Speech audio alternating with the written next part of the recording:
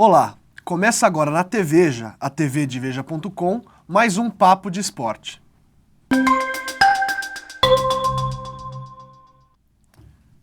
Estou novamente ao lado de Silvio Nascimento e nosso convidado especial está aqui para falar de natação. Trouxemos hoje o Ricardo de Moura, supervisor técnico de natação da Confederação Brasileira de Desportos Aquáticos, que é que tenha nas mãos o poder de definir o planejamento dos nossos atletas até os Jogos do Rio em agosto do ano que vem. Ricardo, obrigado por ter aceito o nosso convite. Bom, acho que para iniciar, na verdade eu acho que seria interessante se você pudesse se apresentar um pouco para os nossos telespectadores, falando da sua experiência na CBDA, há quanto tempo você está lá e quais foram as suas principais funções ao longo dessa jornada. Bom, em primeiro lugar, eu gostaria de agradecer profundamente esse espaço que está sendo reservado e aberto para que a gente possa conversar um pouquinho sobre a natação brasileira, né?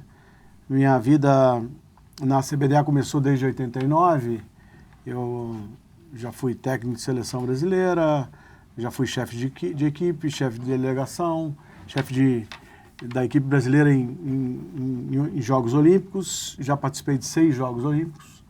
Estou também na comissão da FINA, de natação. Da Federação Internacional. Da Federação Internacional de Natação. E hoje também assumo o cargo de superintendente executivo da Confederação. Perfeito. Bom, então vamos falar basicamente do planejamento que foi traçado, eu imagino que há alguns anos, do que a gente espera para os Jogos aqui do Rio de Janeiro e em comparação com talvez com Londres, assim, que foi o fim de um ciclo olímpico, para o início desse novo ciclo olímpico, que nós já estamos quase na reta final, né? Praticamente há um ano dos Jogos. Esse ciclo olímpico, de forma diferente dos anteriores, veio com resultados mais significativos, né? Por exemplo, passado os Jogos Olímpicos de 2012, a natação brasileira já conquistou 5 medalhas em 2013 em Barcelona. Já em 2014 já conquistou medalha de ouro nos Jogos Olímpicos da Juventude com o Matheus Santana. Já obteve 3 medalhas nesses mesmos Jogos Olímpicos da Juventude. Não tivemos nenhuma em 2010. Em 2014 tivemos um maior sucesso da natação brasileira no Campeonato Mundial de Piscina Curta, né? 2015... Primeiro colocado geral, né? Em medalhas. Em medalhas. E agora, 2015, tivemos um Maria Lenk interessante sobre 3 pontos de vista. O primeiro ponto de vista do Maria Lenk foi que a natação feminina diminuiu o gap com relação à natação masculina. Então, já tivemos a quebra do recorde sul-americano 4x200 livre feminino, que se mantinha desde 2004. Né? Várias nadadoras brasileiras se destacaram. Destaque aí para a nova geração, Gabriele Roncato. Então, já deu uma nova cara da natação brasileira, com isso configura um corpo mais sólido. Depois, os nadadores que são tidos como os de maior destaque apresentaram resultados significativos para essa época do ano. E em terceiro, foi a nova geração da natação brasileira como um todo, como Brandon Pierre e Felipe Ribeiro, que ter novos nadadores não significa que tenhamos novas caras só nadando, mas com resultados significativos dentro do cenário internacional. E foi isso que são essas 3 principais considerações que a gente já viu para 2015. Já formamos as nossas delegações para Jogos Pan-Americanos e Campeonato Mundial. A filosofia é levar o melhor que a gente pode para as 2 competições. Somente o Cielo não vai estar participando das 2 como convocado por questões de estratégia técnica do que ele já tinha planejado. Ele mudou o sistema de trabalho no começo do ano. E o Brandon, que é uma nova revelação da natação brasileira e que não irá participar do Campeonato Mundial. Ele está já classificado para as 3, não vai participar do Campeonato Mundial por questão estratégica, para poder participar de uma forma definitiva, né, Muito cedo. Muito cedo, não precisa queimar etapa, né? Com um garoto que promete muito. Eu acho que ele vai dar muitas alegrias ainda para a natação brasileira e para o esporte brasileiro. Antes de você fazer a sua pergunta, Silvio, só vou pontuar aqui para você que está assistindo quais são as datas, né? Eu acho importante. Os Jogos Pan-Americanos em Toronto, no Canadá, acontecem entre 14 e a 18 de julho, a competição de natação. Isso. Os jogos eles se estendem um pouco antes, mas pouco depois, desculpe, mas a natação acontece nessas datas, as provas de natação. Dos brasileiros foram convocados 16 mulheres e 18 homens. 17 mulheres. 17 mulheres, desculpe, Ricardo. E o Campeonato Mundial de Natação de Piscina Longa acontece em Kazan, na Rússia, e nas datas são entre 2 e 9 de agosto. As datas da natação. Também existem outras modalidades, como saltos, nado sincronizado, que acontece num período diferente. E para essa competição foram convocadas 9 mulheres e 16 homens. O Brandon tinha até índice, né, Ricardo? Mas, como você acabou de falar... por questões estratégicas, né? Até da vida dele, eu não queimar uma etapa, não é necessário. E seria muito pesado para ele, principalmente pelas provas que ele nada, participar das 3 competições. Eu sei que ele se dispôs a isso, né? Até pela idade, né? O ímpeto da juventude e tal, que é muito interessante, mas até conversando com um técnico, né? O Carlos do Corinthians, a gente, né, chegou a esse consenso e não houve nenhum problema. Perfeito. Ricardo, eu queria saber, eu queria que você fizesse uma ponderação e de repente até uma avaliação do estágio atual da natação no Brasil, se for o caso até comparativo em relação aos últimos 2 Jogos Olímpicos, tanto 2012 quanto 2008, né? Quais são as diferenças e se a gente pode falar em termos evolutivos, qual é o momento atual da natação brasileira? Bom, em primeiro lugar, eu vejo algumas considerações. O resultado da natação hoje, o estágio que a natação se encontra, você dificilmente vai conseguir fazer uma análise só de um resultado isolado. É uma soma de resultados que traz a natação brasileira ao nível que ela se encontra hoje. E aí a gente vê algumas diversificações. Então, que já começou até em Barcelona, quando a gente teve a medalha de bronze do Felipe, né? Então, houve uma diversificação de provas. Os brasileiros hoje estão diversificados nas provas. A revelação, isso mostra bem a revelação que nós temos, que é o Brandon. Ele bateu o recorde brasileiro dos 1.500 livre, né? E se classifica, nada muito bem o 400 medley. Então, a diversificação de provas já está... Segunda coisa importante, a natação feminina melhorou muito. Né? A estratégia de ter colocado uma direção só para a natação feminina, uma estratégia de ação só para a natação feminina, deu resultado. Hoje nós temos uma recordista mundial. Hoje nós temos uma recordista mundial. Né? Que é a Etienne Medeiros. Então, não só o resultado, mas também se criou uma referência. Elas estão mostrando que o caminho é possível. Que é possível essa melhora.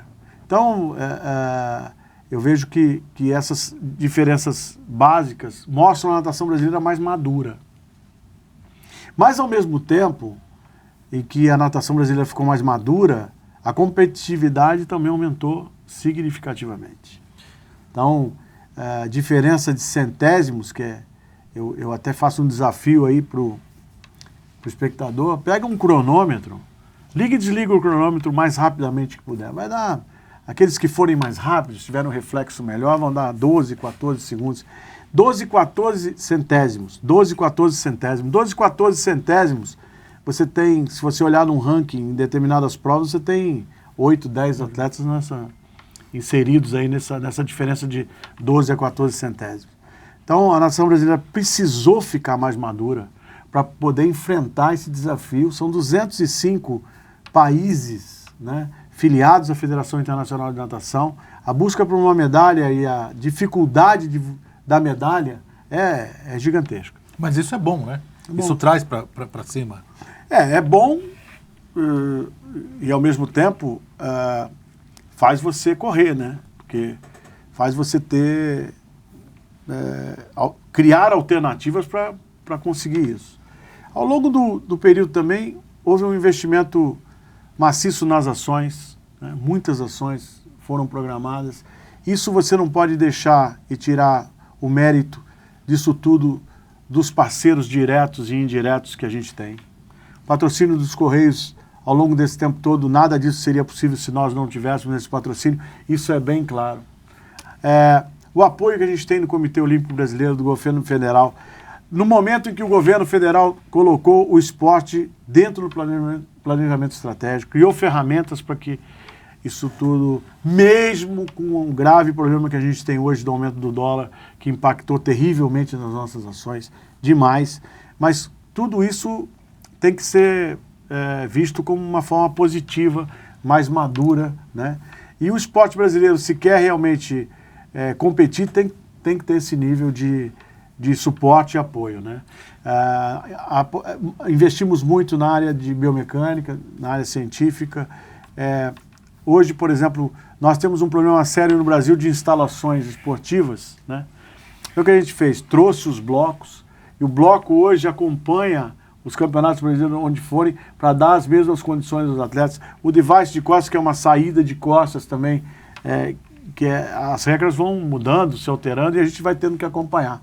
Então isso tudo foram modificações que a gente está tentando dar o melhor possível ao atleta brasileiro. Para causar o mínimo de ruído possível na hora da competição. Mínimo de impacto, isso mesmo. Entendi. E Ricardo, bom, nós temos esse ano, né? Dá para falar que o PAN e o Mundial de Kazan são as competições mais importantes do ano, certo? São as competições mais importantes do ano, com cenários completamente diferentes. Então, justamente, eu gostaria de perguntar a você quais são esses cenários, assim, qual é a característica ou o que se espera atingir no PAN e o que se espera atingir no Mundial de Kazan? Bom, em primeiro lugar, são cenários diferentes, um desafio diferente, mas se nós não estivermos preparados para enfrentar esses dois desafios, não vamos estar preparados para enfrentar um muito maior, que é 2016. Esse é o primeiro ponto. Segundo, são cenários diferentes porque os Jogos Pan-Americanos a competição é somente com provas olímpicas. Então, um cenário diferente. As mesmas provas que vão ter nos Jogos Olímpicos vão ter nos Jogos Pan-Americanos. Não é o mesmo cenário que você vai ter no Campeonato Mundial de Natação. Tem as provas não olímpicas, né? E os próprios revezamentos mistos. Então, é um cenário diferente. Agora, em relação à competição... inclusive os competidores, os nomes... Então, você tem 42 países nos Jogos Pan-Americanos e você tem 170, 180 países que vão estar presentes lá com média, se continuar, se não aumentar, mais ou menos isso. Então, você tem 1.200 nadadores no Campeonato Mundial e tem cerca de 350, mais ou menos, nos Jogos Pan-Americanos. Não invalida, de forma nenhuma, porque no continente nós temos Canadá, Estados Unidos aqui, né, que são potências. Mas esses países vão com força máxima, Ricardo? Não devem apresentar um segundo time, mas os Estados Unidos, os times A e B dos Estados Unidos diferem muito pouco.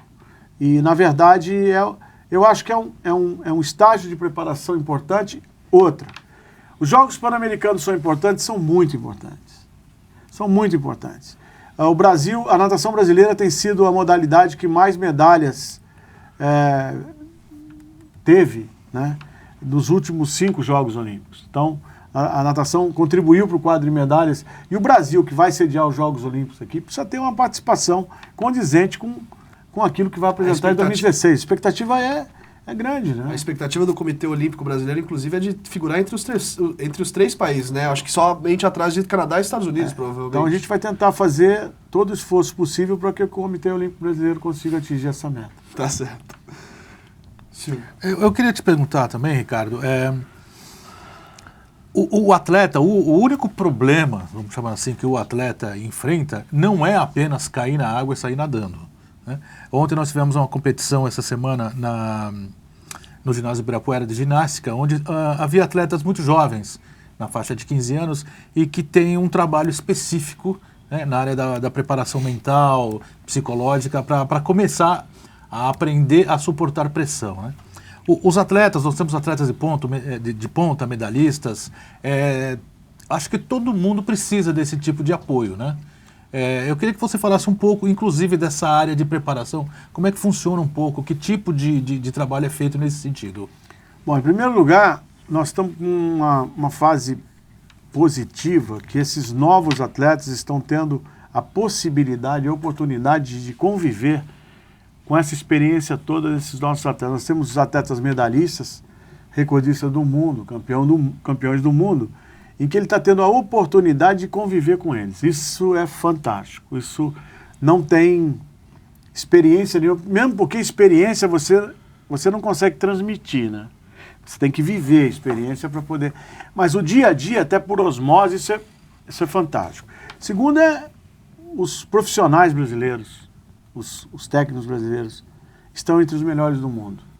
Isso, sem dúvida nenhuma. Nós tivemos agora no final do mês passado uma clínica, né? Não foi isso, Ricardo? Fizemos uma No clínica SESI. de preparação, isso. Já alertando, né? Um treinamento em conjunto e alertando para toda a estratégia que deve ser realizada para os Jogos Pan-Americanos e o Campeonato Mundial. E nós não pudemos contar com a presença dos mais novos, porque eles estavam no Campeonato Sul-Americano, onde o Brasil foi destaque disparado, né? Porque as vitórias brasileiras foram esmagadoras. E aí, isso tudo, a gente também tem a possibilidade, tem previsto um novo encontro desses atletas antes da viagem, porque também os mais novos vão ter o Campeonato Mundial de Júnior. Então, isso é muito interessante. A gente precisa... É uma hora que o atleta mais novo absorve de uma forma muito interessante a forma de atuar, a forma de sentir, a forma de reagir, a maneira de treinar com as devidas proporções. E o fato de ser em casa, essa pressão? Isso. Eu acho que a pressão em casa nós vamos ter que trabalhar muito bem isso. O Comitê Olímpico Brasileiro também está preocupado com isso, já tem nos reunido aí numas reuniões estratégicas para a gente mostrar e para a gente montar uma metodologia de comportamento. O que tem se discutido nessas reuniões? O técnico Bernardinho também falou em entrevista recente com a Veja, no final do ano passado, que esses comitês são importantes e que todas as modalidades praticamente estão muito preocupadas. O que se discute, basicamente? Tudo. Se discute, porque na verdade você não... Olha só, o povo brasileiro está inexperiente para os Jogos, não é? Porque a gente nunca teve Jogos Olímpicos aqui em casa. Então está falando que o povo brasileiro está inexperiente, o governo está inexperiente. Sim, o atleta está inexperiente, porque também nunca participou nos Jogos Olímpicos em casa. A comissão técnica também nunca participou nos Jogos Olímpicos em casa. Os dirigentes também nunca tiveram os Jogos Olímpicos em casa. Então, vamos sentar para a gente conversar e discutir, colocar os pontos fortes, fracos, tudo aquilo que porventura poderá acontecer. E você, a partir daí, criar estratégias de comportamento. As coisas que você deverá fazer para evitar um impacto maior. Porque a expectativa é muito grande, né? Mas, na sua opinião, o combustível extra proporcionado pela ter uma torcida amiga que vai apoiar é maior ou menor do que a pressão de atuar em casa? Qual é a sua avaliação? A minha avaliação é a seguinte, são coisas diferentes, por exemplo, esporte coletivo e esporte individual. Né? O tempo de reação que você tem, a conduta do público para o esporte individual é completamente diferente do esporte coletivo, né? A falta da cultura do esporte individual no país, você precisa... a gente já tem que começar, e a Confederação Brasileira vai começar agora a emitir, elaborar informativos sobre o que é a natação, o que é o nado sincronizado, o que é o polo aquático, que são os saltos ornamentais. Como é que você analisa isso? Porque você chega numa competição de natação, não é só quem chega na frente, o que está nadando... Familiarizar o público com isso. Exatamente isso. Tá. Porque você tem uma grande expectativa, por exemplo, do Cielo, você tem uma grande expectativa dos atletas todos, mas o que efetivamente aquilo representa? Então, se você que está nos ouvindo nesse momento, né, nos assistindo, se você quiser saber o que representa 20 segundos no 50 livre, 20.9, que foi o recorde mundial do Cielo, tenta atravessar metade desse percurso e ver quantos segundos você vai levar para percorrer isso. Aí vai te dando um pouco mais da ideia do que isso efetivamente representa, né? Até mesmo nós temos um caso emblemático disso que você está falando, que é do Bruno Fratos, né, Ricardo? Que em Londres, 2012, ele ficou em 4º lugar na final do 50 livre e atrás do César Cielo e fez o melhor tempo da vida, né? Você estava falando pra gente, né? Aí o nível de expectativa vai de quem está também do outro lado ali assistindo. O que você espera, né?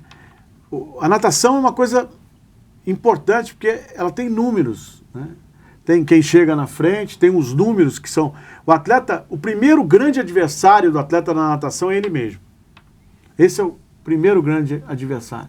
Ele tem que vencer ele mesmo, saber que as barreiras que ele impôs a ele podem ser mais alargadas, né?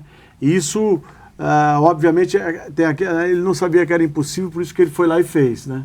Então isso tudo é muito importante, principalmente para o esporte individual.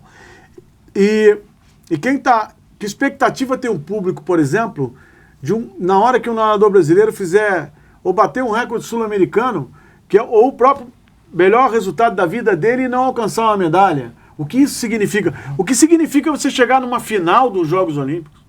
A final dos Jogos Olímpicos é um ponto máximo, mas será que é o máximo para quem está assistindo? Que expectativa tem o povo? O povo brasileiro vai ter que ter uma cultura, ampliar também essa cultura esportiva, que é um dos legados, inclusive, que os Jogos Olímpicos devem deixar, né? Que é a cultura esportiva, né?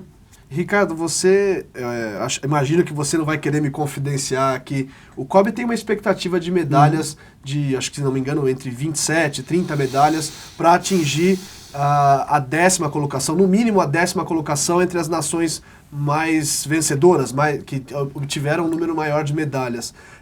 Bom, já que nós não vamos falar em termos de medalhas, dá pra gente ter uma ideia em termos de finais ou, enfim, de atletas classificados? Qual é a expectativa da CBDA? Bom, na verdade, a gente ampliar as 6 finais que a gente já teve como melhor resultado, isso é uma coisa que a gente tem bem claro. E sabe o que acontece? Eu vi muita gente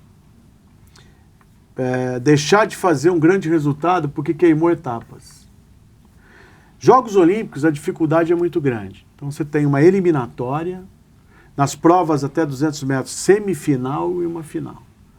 Não passa da eliminatória para ganhar a medalha sem você passar pelas etapas que você precisa passar, porque isso é muito complicado. Então vamos estudar etapa por etapa. Os atletas que estiverem mais conscientes sobre isso, e a grande maioria dos brasileiros hoje tem, mas a dificuldade que é você estar numa eliminatória, serem classificados somente 16, e eu vi muita gente que estava cotado para medalha por um erro de cálculo ficar fora até dos 16, cansei de ver isso, e aqueles que foram até primeiros nas semifinais e que não foram à final.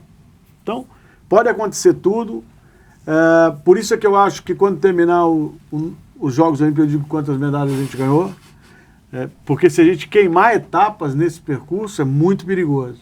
Até mesmo pela... Sabe, a autoconfiança e a autossuficiência andam muito próximas. A autoconfiança te leva ao pódio, a autossuficiência te deixa muito fora do pódio. E eu acho que é uma coisa, um dos trabalhos a serem realizados é um nível de expectativa correto, né? Trabalhar naquilo que você pode realmente. Se você fizer aquilo que você precisa fazer, ótimo, ganhou. Mas que você faça o seu 100%. O atleta tem que estar preparado para chegar lá e fazer, não o 100%, mas o 110%, para realmente... Pegando esse gancho um pouco, Ricardo, nós chegamos a conversar e eu vi a sua colocação nessa clínica que houve no SESI. A preocupação do atleta, o foco dele é esse, mas existem questões, não vamos chamar de paralelas, mas que são normais, né? Acessórias. A todos nós, seres humanos, e que também podem significar, inclusive, uma classificação, uma desclassificação, uma medalha. Eu queria que você falasse um pouquinho sobre isso, que, pelo que eu entendi, faz parte de todo o planejamento, que é a preparação para a preparação. Ou seja, os atletas são quase que super-humanos, né? São homens, mulheres que atingem marcas que a gente jamais podia imaginar, mas eles também têm de se apegar a pequenas coisas triviais, né? Como uniforme, procedimento, credenciamento. Queria que você falasse um pouquinho sobre isso e sobre essa preocupação e que jamais isso deve ser esquecido para eles, né? o atleta, na verdade, você falou, são quase super-humanos e tal, mas são humanos. Sim. Né? Nós todos somos humanos. E aí, principalmente nos momentos em que há uma prioridade maior, você acaba esquecendo das coisas que são menores. E nas coisas que são menores, até mesmo como uma simples credencial, pode impactar num estresse desnecessário daquele momento. Então, o que a principal eliminação do estresse? É criar um hábito. Você, a partir de agora, já criar o seu hábito das coisas todas que são necessárias para você. E principalmente entre os mais jovens, né, Ricardo? Principalmente entre os mais jovens. Porque se você observar, por exemplo, existem os nossos atletas mais experientes, eles hoje têm uma rotina de vida em que praticamente é uma rotina absolutamente metódica. Espartana. Espartana. É. Então você vai, ele acorda a tal horário, se você olhar, é tudo muito cronometrado, para que ele tenha o menor estresse possível. Então ele tem que ter uma infraestrutura que ele cria para ele mesmo, que contribua para tudo isso, né? Só que, assim mesmo, quando ele sai um pouco do habitat, ele pode... Então, o que acontece? Na grande maioria, se eu contar aqui, eu vou ficar dias contando essas experiências todas que aconteceu. Mas conta um caso pra gente. de forma O cara genérica. escolhe, por exemplo, vamos viajar, vamos. Aí ele tem a prancha dele, prancha de bater perna, porque o nadador... Aquilo é dele, né? Aí esquece do avião. Aí a delegação toda tem que ir, mas tem que pegar a prancha que ele esqueceu no avião. Então... Na hora que ele foi levantar, esqueceu. Ou então esqueceu o remédio, ou esqueceu depois perda de credencial, que é um caos quando se perde a credencial, já aconteceu. Então, para você depois reaver essa credencial, ele vai no banheiro e você tem que apresentar, antes de ir para o banco de controle, você tem que apresentar a sua credencial. No percurso do banheiro até ali, caiu no chão, porque ele já veio preocupado com a prova. Então são coisas... E ele pode perder a prova sem a credencial. Ele pode perder a prova sem credencial. Não, fora o estresse que causa naquele momento, absolutamente desnecessário. Ou seja, então, aquele centésimo ali que está faltando pode ir embora numa se ele não dessas. coloca... a vestimenta hoje é uma vestimenta que entra muito justa e pode arrebentar a qualquer momento. E arrebenta na hora ali que ele vai nadar, é um estresse a mais. Ele tem que ter pronto já a reserva. As coisas, o óculos tem que estar em conformidade com as regras, a touca tem que estar em conformidade com a regra. São coisas mínimas que ele tem que tomar cuidado com isso, porque o uniforme tem que andar sempre com o uniforme. Então são essas coisas todas que ele tem que eliminar, isso tudo, até chegar. E que às vezes o público não tem esse conhecimento, mas a gente está sempre alertando. Tá certo. Bom, gostaria de agradecer bastante a presença do Ricardo de Moura, aqui, superintendente técnico, supervisor técnico da Confederação Brasileira de Esportes Aquáticos. Obrigado, Ricardo, mais uma vez. E nos vemos no próximo Papo de Esporte.